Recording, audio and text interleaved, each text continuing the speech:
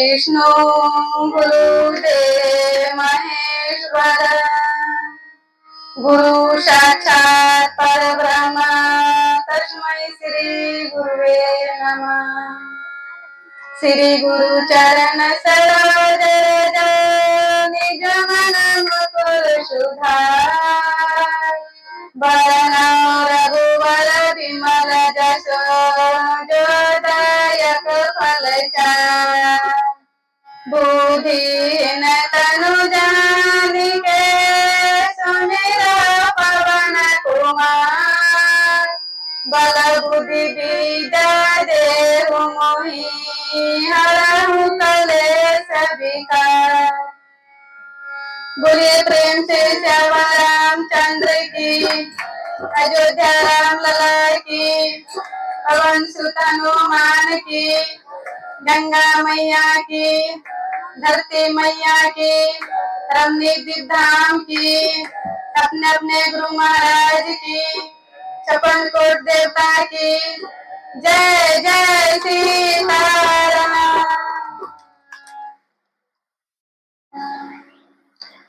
पुष्पमंगल को से पहले भागवत का कथा कह रहे थे और उसमें नारद जी को भक्ति माता ने कहे हैं कि हम उत्पन्ना द्रविड़ेशाहं वृद्धि कर्नाटके गता क्वचित् वांछित महाराष्ट्र गुर्जरे जिनतं गतः।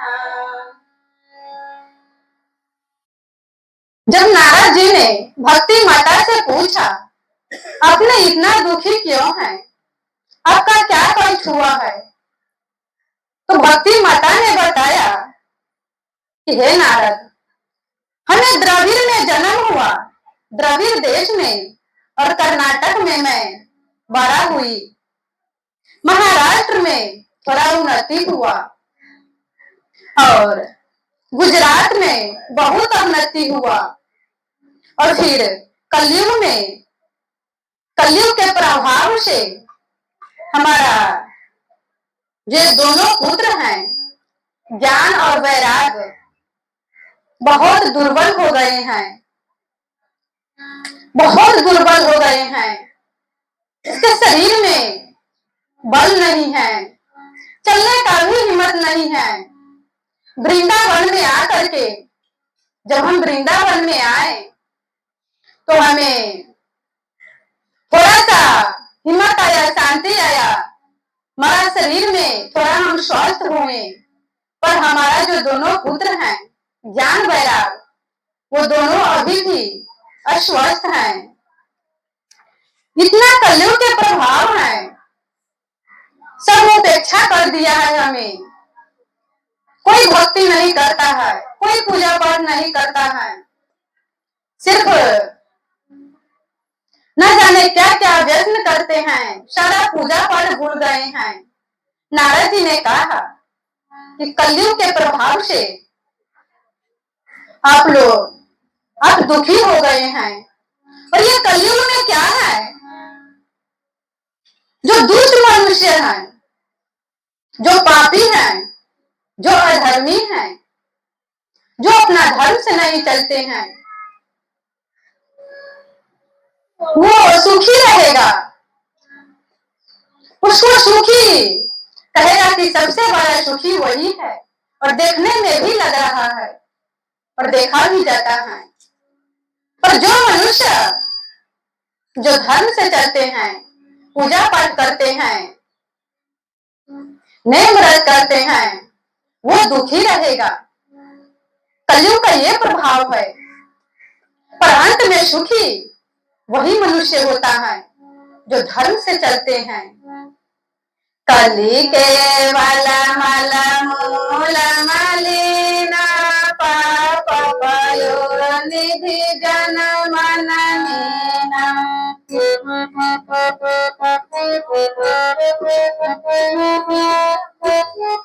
नारद जी ने कहा कि कलयुग के प्रभाव से तो आपका उपेक्षा कर दिया तो फिर कहा भक्ति माता ने नारद जी से कि हे नारद, हे संत भगवान, आप हमें ये बतलाइए कि जब कलयुग का प्रभाव इतना ही था, इतना ही कुप्रभाव था, तो फिर कलयुग को राजा परीक्षित ने शरण में क्यों दिए? जैसे कोई समझेगा कि कोई हमारे सामने में आया है और वो मनुष्य नहीं अच्छा है, बहुत खराब है, तो उसको क्यों शरण में लाए, क्यों शरण में दिए? नहीं देना चाहिए। जब वो पापी है, धर्मी है, तो फिर कहते हैं यहाँ पर शरणागत कहूँ जे तजहि निज जन तय अनुमाने ते नर पावन पावमया तिन्हि विलोकत हानि। जब विभीषण जी राम जी के शरणों में आए तो कहते हैं कि चाहे कितना भी पापी है, कितना भी अधर्मी है, अगर वो श्रद्धा से, भक्ति से, विनती भाव से शरण में आ गया, उसको त्यागना नहीं चाहिए।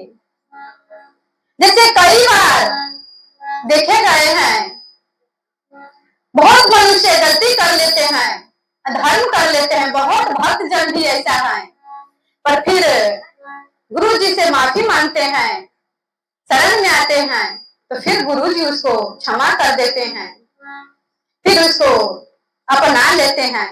उसी प्रकार से कह रहे हैं कि राजा परीक्षित ने कहा युधिष्ठिर हमारे पर बाबा, वो जाते समय हमको कहा है कि जो भी उसको कभी नहीं त्यागना, इसीलिए उसको शरण में दे दिए।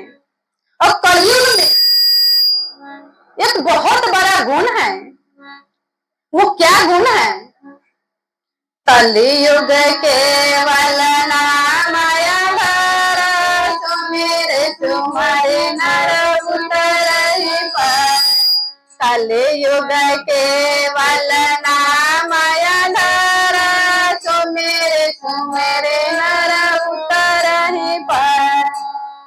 कलयुग केवल नाम आधारा, जो एक आधार है वो नाम ही है, नाम के अलावा कुछ भी नहीं है। जैसे कहते हैं कि कलयुग में किसी साधन से उपाय नहीं है,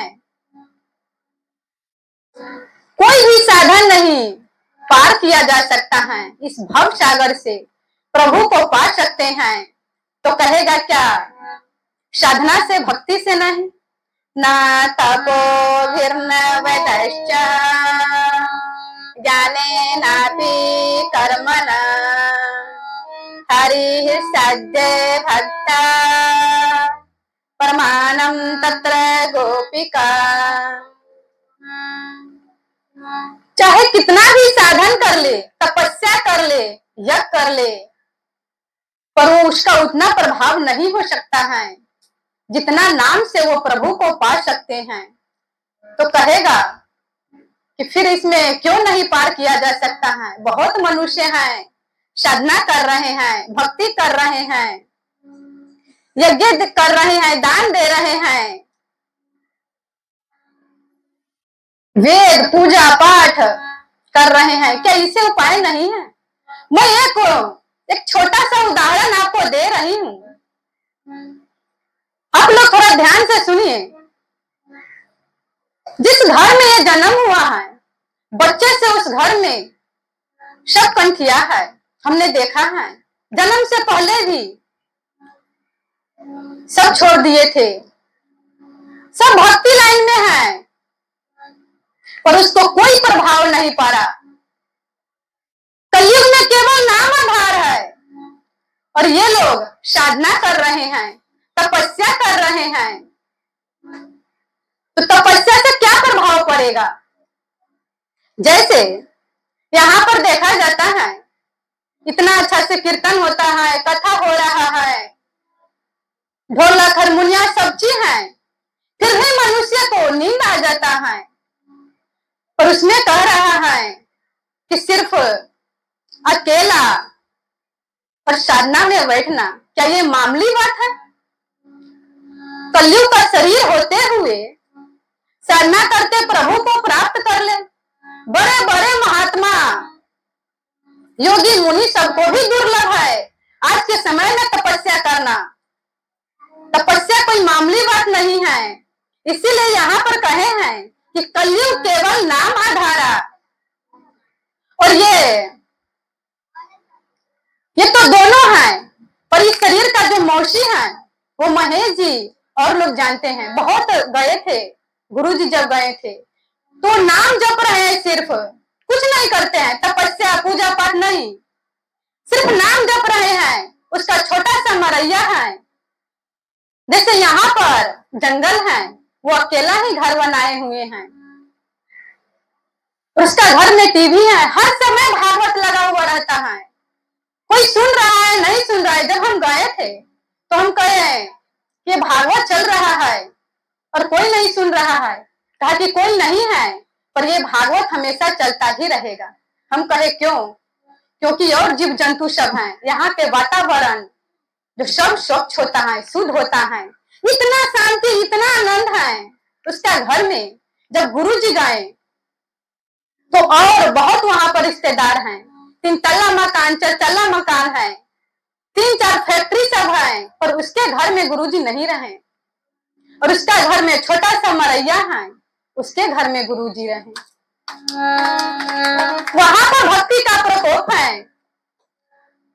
तो इसीलिए कहा है कि यहाँ पर कह रहे हैं कि 1 घंटा मुंह से नाम नहीं निकल रहा है, और वो 4 घंटा 3 घंटा वो तपस्या कैसे कर सकते हैं? इसीलिए कहे हैं कि हर काम करते हुए ये शरीर व्यस्त रहते हैं, और मुंह से नाम लेते हुए हर समय देखिएगा शरीर का जो मौसी है वो हर समय प्रभु का नाम गुणगान करते रहता है और हर कार्य करते रहते हैं। जो भी करते हैं नाम, मुंह से नाम निकाल रहा है और वो कर रहे हैं काम। तो इसका क्या प्रभाव है, क्या परिणाम हुआ इसको? इसको पूछिए, अभी कुछ नहीं हुआ है, एक झलक भी प्रभु को नहीं पाया होगा, और शांति भक्ति कुछ नहीं है। पर उसको देखिएगा, कहते हैं कि जब हमें बुखार लगा था तो छोटे सरकार ने हमें दवा खिलाए स्वप्न में आकर के, और हमें सारा रोग समाप्त हो गया। नाम का ये प्रभाव है। पति इतना कहते हैं कि हमारा पति हमारे पूजा नहीं करने देते थे, शराब पीता था, पर आज वो भी पूजा पाठ कर रहे हैं। दोनों पति पत्नी मिल करके इतना आनंद से इतना भजन पूजा पाठ कर रहे हैं। यही कहे हैं कि कलयुग केवल नाम आधारा। नाम से ही सब कुछ हो सकते हैं, ये साधना से कुछ नहीं हो सकते हैं। ये तो सत्य युग के बात है। सात्विक भोजन रहता था और सब शुद्ध रहता था, स्वच्छ रहते थे, पर ये कलयुग में कुछ नहीं मिलने वाला है। पर इसीलिए मुख से नाम उच्चारण करने के लिए कहे हैं। अगर नाम उच्चारण होता है हर समय तो शरीर शुद्धि होता है। शरीर शुद्धि होने के बाद जैसे कोई घर है और उसमें जब झाड़ू देता है, पोछा लगाता है, कोई मेहमान आते हैं तो कितना सुंदर से पोछा लगाते हैं, कहता है कि नहीं मेहमान आएगा, अतिथि आएंगे, स्वच्छ रखेंगे। उसी प्रकार से ये शरीर किसी चीज से नहीं शुद्ध होने वाला है। पूजा पाठ नेम व्रत साधना तपस्या ये शुद्ध होगा तो नाम से। आपको पास कुछ नहीं है, सिर्फ खाली है, और आप इसी समय से लग जाइए, केवल नाम उच्चारण करते जाइए, नाम उच्चारण करते जाइए। नाम का इतना प्रभाव है, नाम से सब कुछ मिल जाएगा, जो आप इच्छा करेंगे वो मिल जाएगा। तो इसीलिए कहे हैं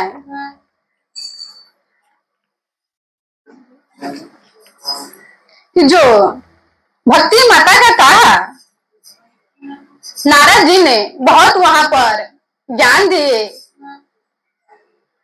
बहुत वहां पर कथा कहे, फिर भी कहा भक्ति माता ने नारद जी से कि हे नारद, हमें तो शांति मिल गया, हम तो स्वस्थ हो गए, फिर भी हमारा जो पुत्र है वो अभी होश में नहीं आया है।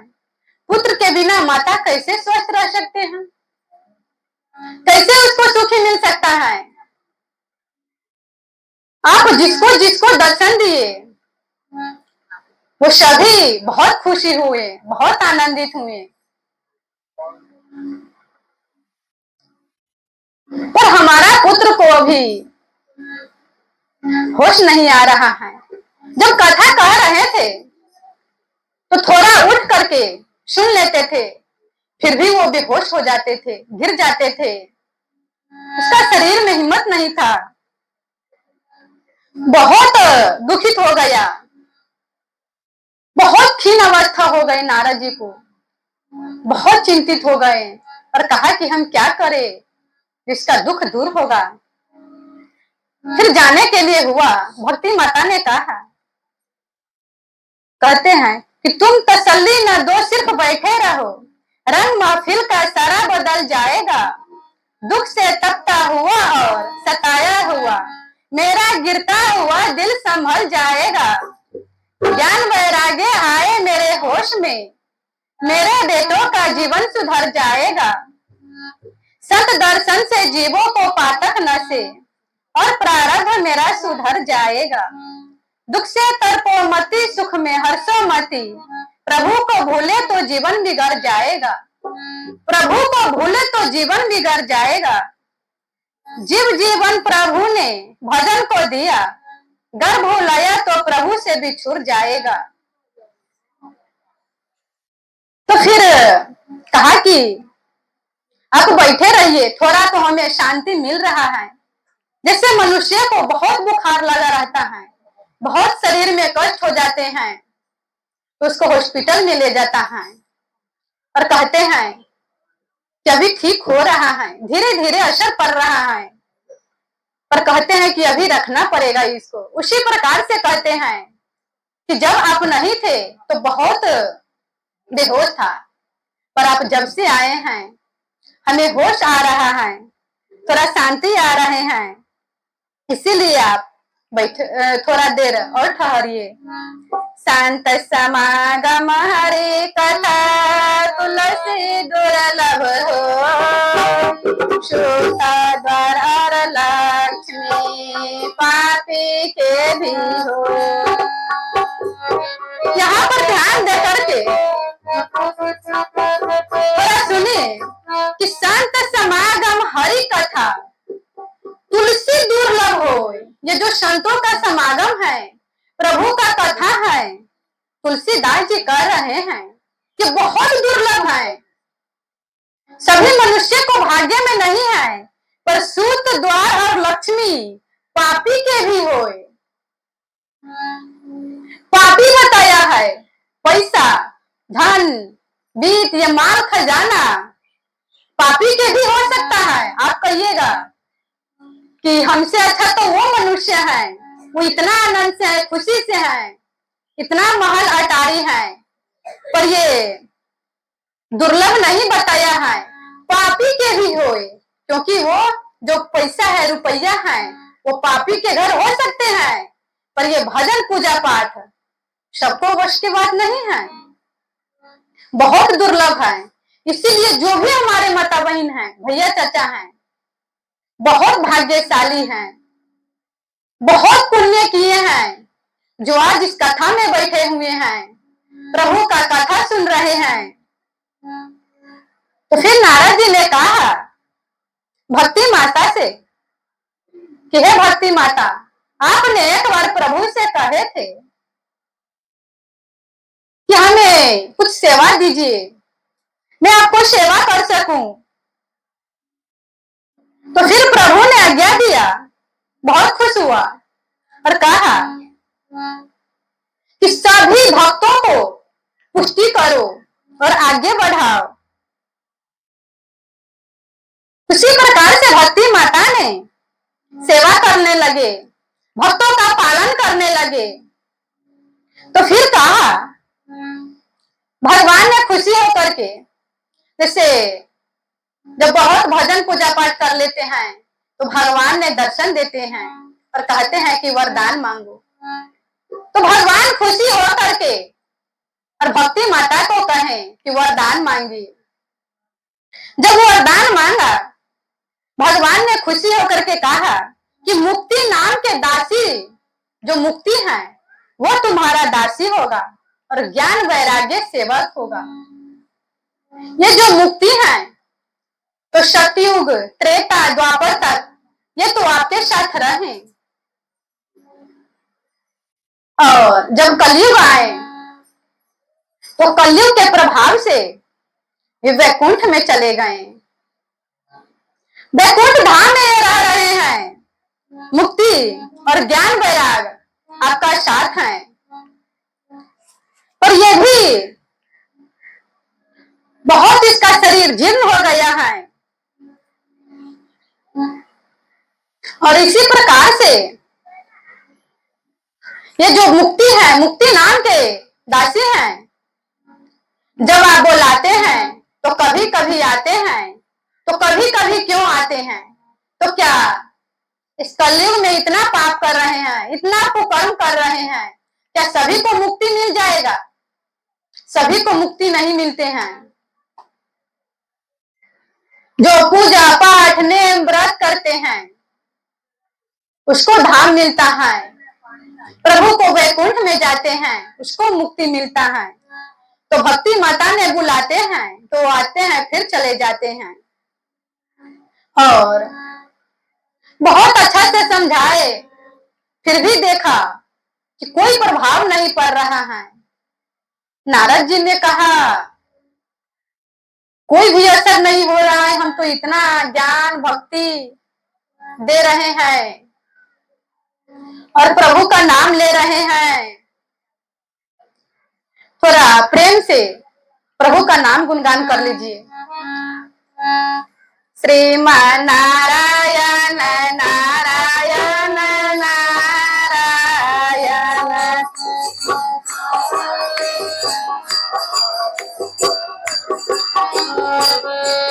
श्रीमान नारायण नारायण नारायण,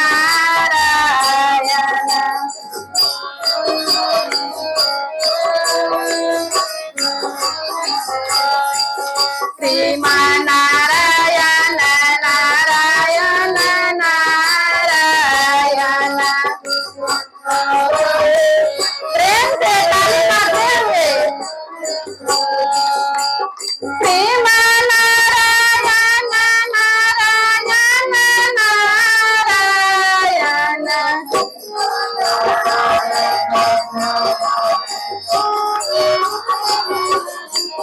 श्रीमान नारायण नारायण नारायण,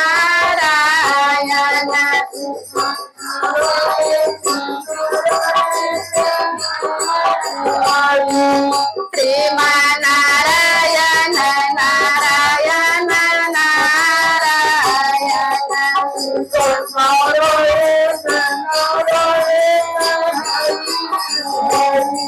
श्रीमान नारायण नारायण नारायण,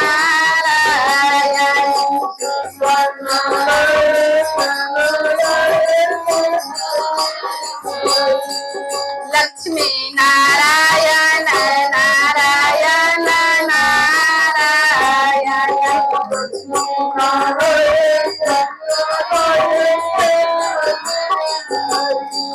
लक्ष्मी नारायण नारायण नारायण,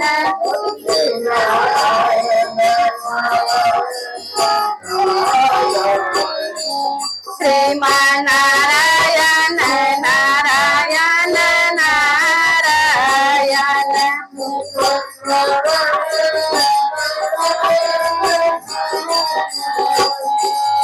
बोलिए प्रेम से श्यामा रामचंद्र की। जब नारद जी ने बहुत कोशिश कर लिए, फिर भी चेतना नहीं जागा ज्ञान वैराग्य का, खड़ा हो जाते थे फिर मूर्छित हो जाते थे, गिर जाता था। तो फिर वहां से जाने लगे और कहा कि ये कैसे होगा। भक्ति को कहा हम इसका उपाय बतलाएंगे, पर हम जा रहे हैं अभी। तो फिर आकाशवाणी हुआ, व्योमवाणी तदे भुम्ना ऋषे खिदात्मिति उदमा सफलस्तेयं भविष्याना संशय। तो आकाशवाणी क्या हुआ, जब नारद जी जाने लगे तो आकाशवाणी हुआ, कहा कि सत्कर्म करो, सत्कर्म करो। नारद जी सुन करके बहुत आश्चर्य में पड़ गए। कहा कि सत्कर्म, सत्कर्म क्या है? हम उस समय से क्या कर रहे थे? हम तो सत्कर्म ही कर रहे थे। ये बहुत ध्यान देने योग्य बात है। सत्कर्म करो। नारद जी ने कहा हम उस समय से क्या कर रहे थे? सत्कर्म तो ही कर रहे थे। ये जो पूजा पाठ नेम व्रत कथा श्रवण, जो पाठ करना, ये सब तो सत्कर्म है। कहा कि ये तुम्हारा सत्कर्म क्या है, वो संतों बतलाएगा। और वो आकाशवाणी चुप हो गए। अब ये नारद जी फिर सोचने पड़ गए कि हम क्या करें, कौन संतों के पास जाएं। नारम ज्ञानम ददाति इति नारदा नारम अज्ञानाधाति खंड्याति इति नारदा। कहे हैं कि जिसको नारद जी का दर्शन हो जाता है, वो उन सभी को प्रभु का दर्शन हुआ है। और कितना भी रोता हुआ मनुष्य है, कितना भी अशांति है, कितना भी दुखित है, सबको सुखित मिल जाता है, सब आनंद से हो जाते हैं। जैसे ध्रुव जी भी इतना दुखित होकर के जब पिताजी ने उसको गोदी में से उतार दिए, बहुत दुखित हो गए, बहुत अशांत हो गए और जंगल के तरफ निकल गए। नारद जी ने दर्शन दिया, फिर उसको शांति हुआ, आनंद हुआ और प्रभु को दर्शन हुआ। प्रहलाद जी को मिले, उसका भी प्रभु को दर्शन हुआ। और आज ये नारद जी स्वयं दुखी हैं, स्वयं चिंतित हैं और कहते हैं कि ये कैसे होगा। तो अब कहा कि संतों तुमको बतलाएगा कि सत्कर्म क्या है। तो संतों के आश्रम में जाने लगा और जब सुने कि नारद जी आ रहे हैं, तो क्या अगर इतना रोशनी, इतना प्रकाश है सूर्य भगवान का, इस समय जो छोटा सा लाइट का क्या आवश्यकता है, कुछ नहीं दिखाई देगा। जो स्वयं इतना प्रकाशमान है नारद जी और इतना ज्ञानी है और हमारे पास आ रहे हैं, हम इसको क्या बतलाएंगे, क्या उपदेश देंगे। वो सभी संत महात्मा ने छुपने लगे और शिष्य सबसे कहते थे, कह दीजिए नारद जी को नहीं है, हमारा गुरु जी आश्रम में नहीं है, कहीं गए हुए हैं। और सभी संत महात्मा छुप जाते थे। इस प्रकार से बहुत चिंतातुर हो गए। साधु सहाय दुख पाराहे तलागी, पर दुख हेतु संतय भागी। साधु सहाय दुख पाराहे तलागी, पर दुख हेतु संतय भागी। साधु सहाय दुख परहित लागी, पर दुख हेतु संत भागी। जो संत होते हैं दूसरा के लिए कष्ट सहते हैं। इस प्रकार से नारद जी ने कहा कि अब हमें तो कोई नहीं बताया, तो हम जा रहे हैं तपस्या करने, अब हमें प्रभु ही बतलाएंगे। बहुत खीनावस्था में हो गए, बद्री आश्रम जाने लगे और कहा कि हम वहीं पर तपस्या करेंगे। जब जा रहे थे तो शनकादिक ऋषि ने देखा,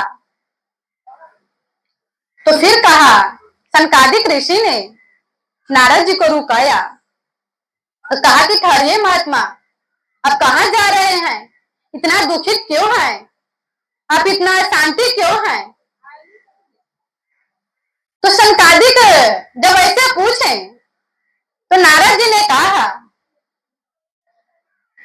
आप तो महात्मा है, अब तो ज्ञानी है, प्रणाम किए। नारद जी ने सनत कुमार को प्रणाम किए, जो इतना छोटा छोटा सा बालक है, 5 वर्ष के ही अवस्था है, क्योंकि वो भगवान से ही ऐसा वरदान मांगे हैं कि हम छोटे छोटे ही रहें, मैं प्रभु का नाम गुणगान करता रहूं।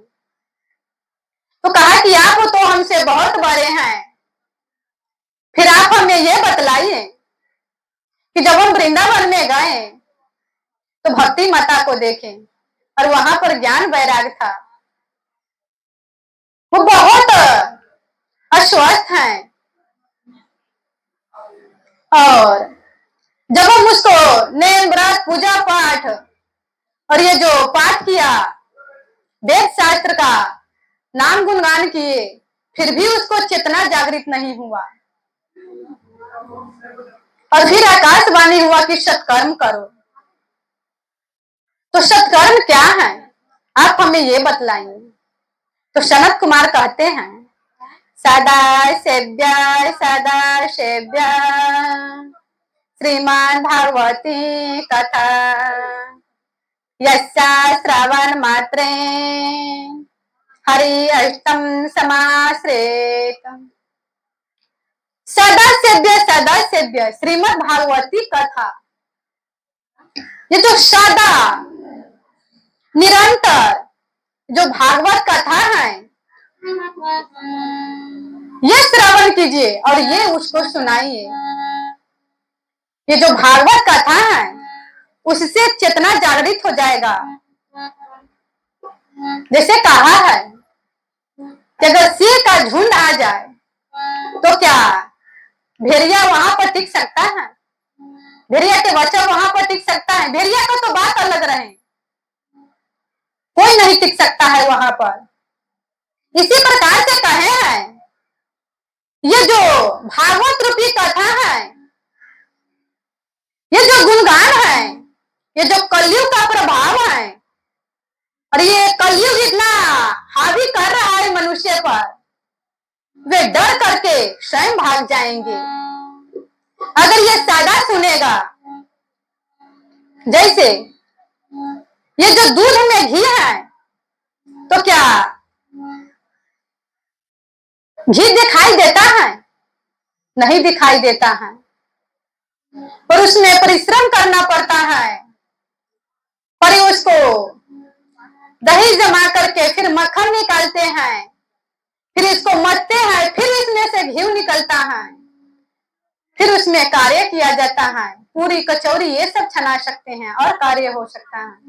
इसी प्रकार से कहे हैं कि ईख में रस नहीं है, पर ये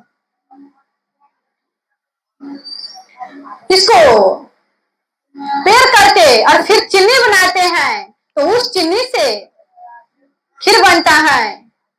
और पूरी कचौरी जो पुआ है वो बनते हैं। क्या ईख से बन सकता है? नहीं बन सकता है। उसी प्रकार से कहे हैं कि जो गाछी है, आम का गाछी है, तो अगर आम का पत्ता खाएगा या उसका छिलका खाएगा तो क्या वो मीठ लगेगा? नहीं लग सकता है। और फिर उसमें जो फल आते हैं उसको खाते ही कितना मीठा लगता है। उसी प्रकार से कहे हैं, पर वो जो फल है, आम है, वो वृक्ष से ही निकला है। उसी प्रकार से जो भागवत रूपी कथा है, वो सभी वेद शास्त्र ये सब वृक्ष है, और यही जो भागवत रूपी कथा ये फल है।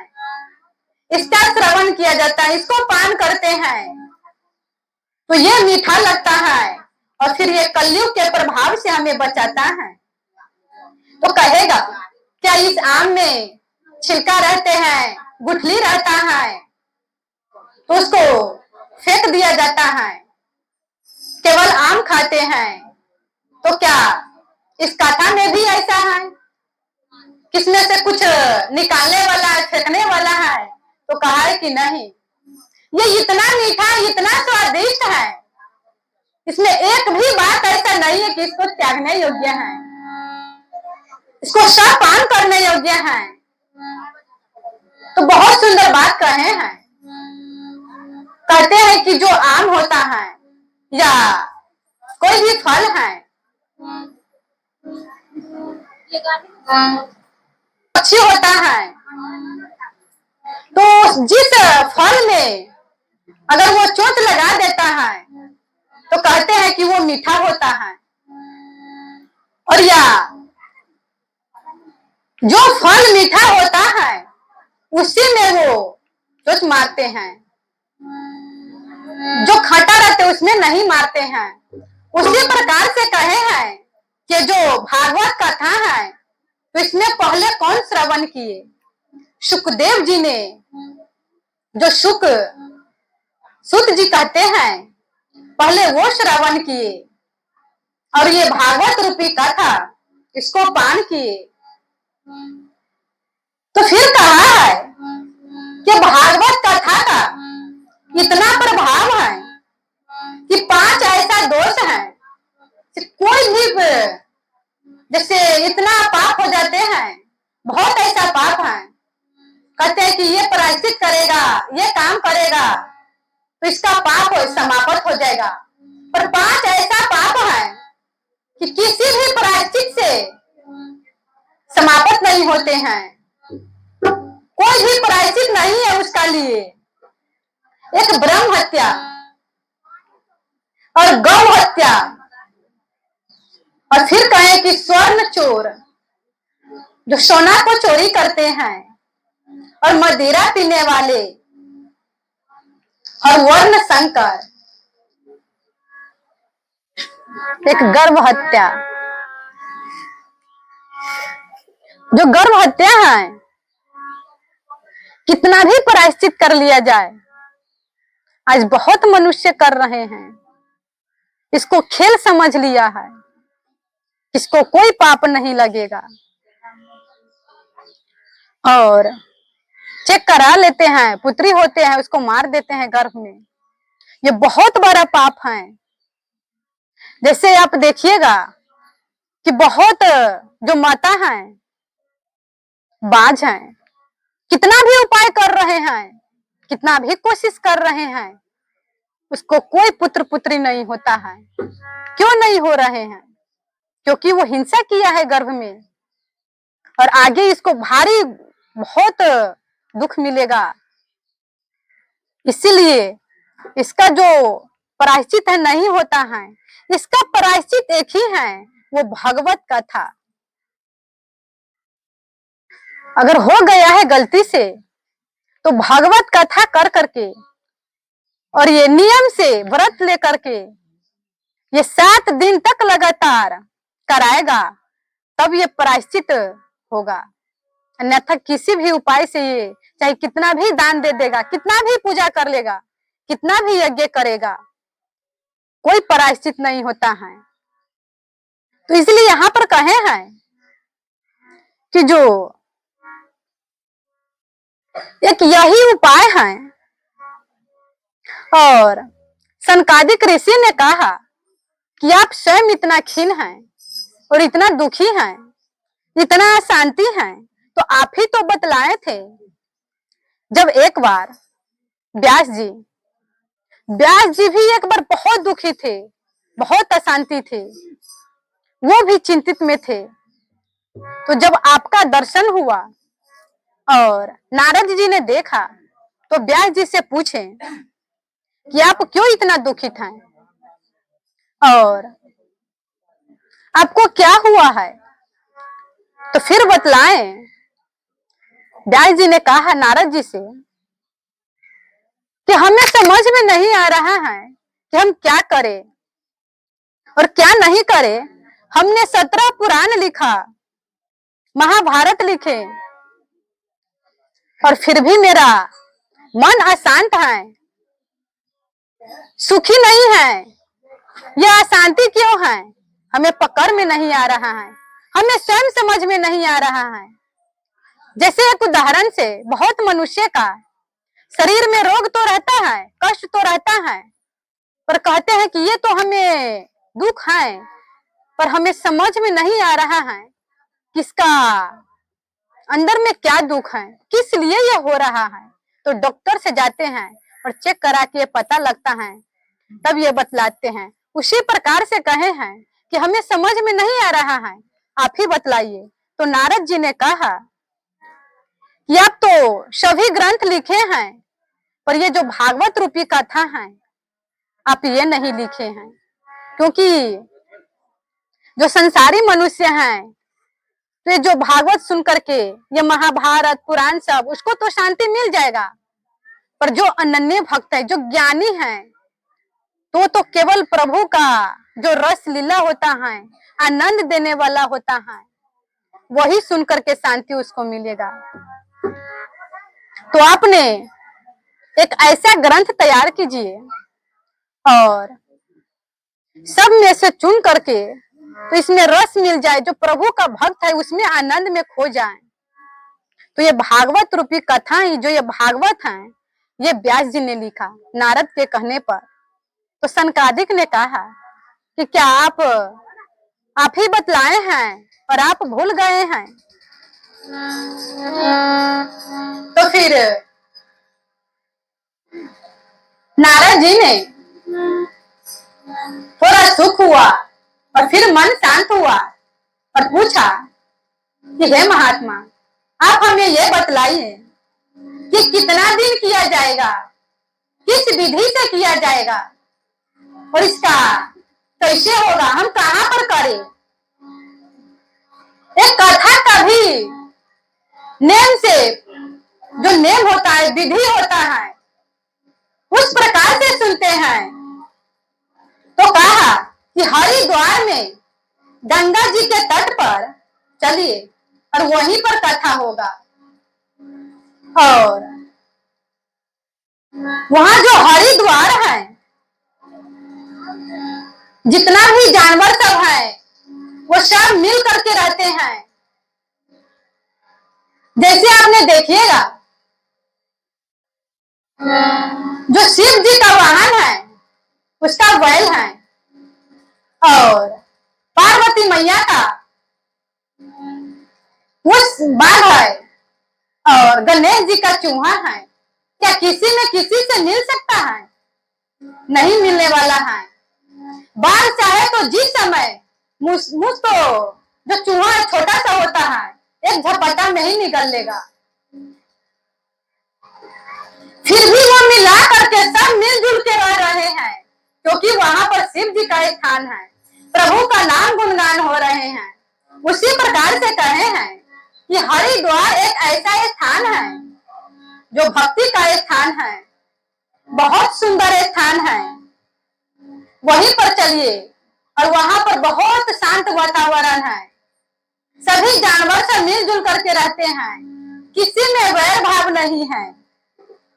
वहां पर गया नारद जी ने, और जो कथा का पंडाल लगाए और व्यास मंच लगाया। व्यास मंच पर सनकादिक ऋषि का विराजमान किए और स्वयं नारद जी वक्ता बन गए, श्रोता बन करके कथा सुनने लगे। जब ये सुना कि वहां पर कथा हो रहे हैं, तो जितना भी संत महात्मा थे, जितना भी भक्तगण थे, वो धीरे धीरे आकर के और कथा श्रवण करने लगे। ऐसा हुआ महाराज जी, वो धीरे धीरे कुंभ जैसा वातावरण बन गया, बहुत वहां पर संत महात्मा आ गए, कथा श्रवण करने लगे, और थोड़ा देर में भक्ति माता ज्ञान वैराग्य को लेकर के आ गए और कथा श्रवण करने लगे। जब कथा सुनते सुनते इतना आनंद आया, इतना खुशी आया, तो फिर कहते हैं कि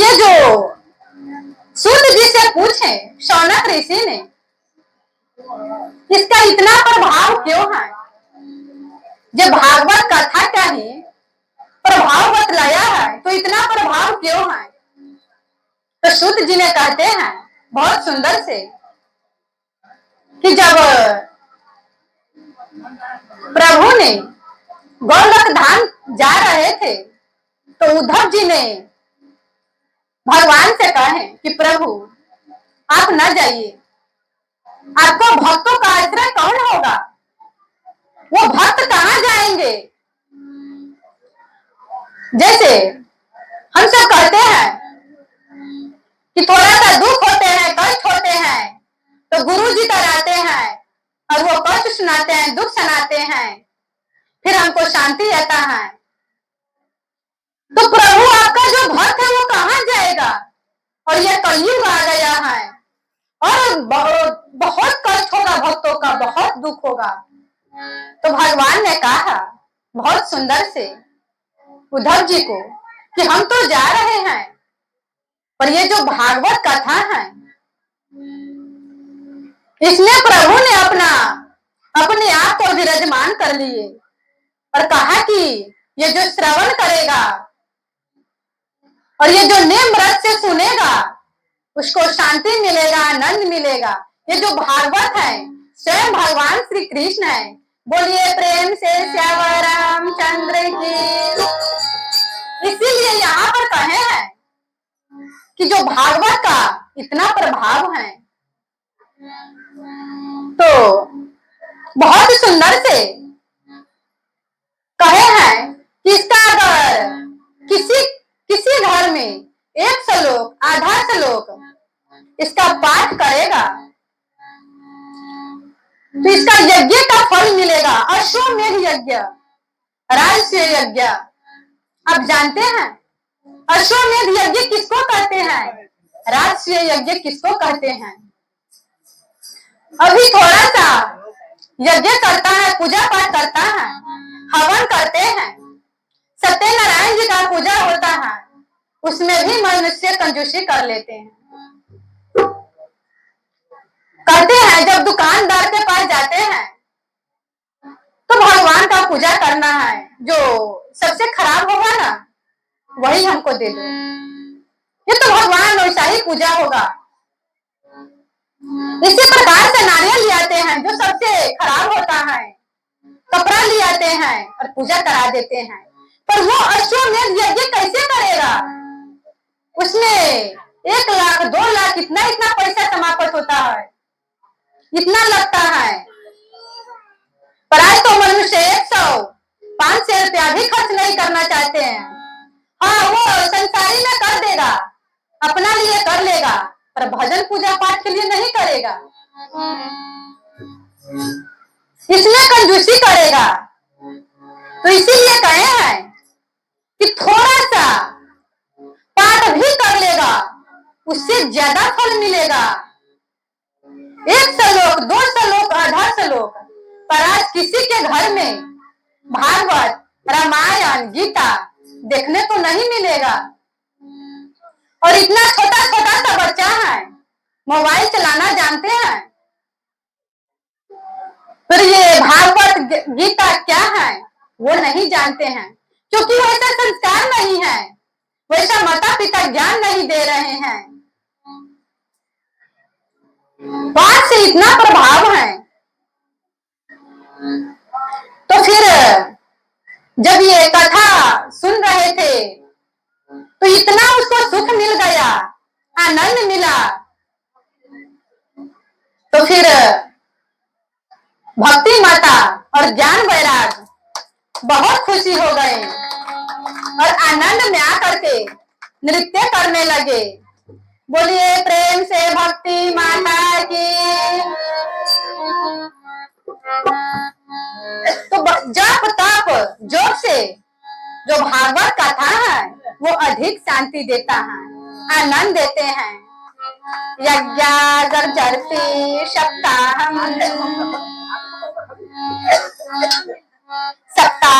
गर्जति वर्ता तपसो गर्जति परचष्टि अथनितम गर्जति।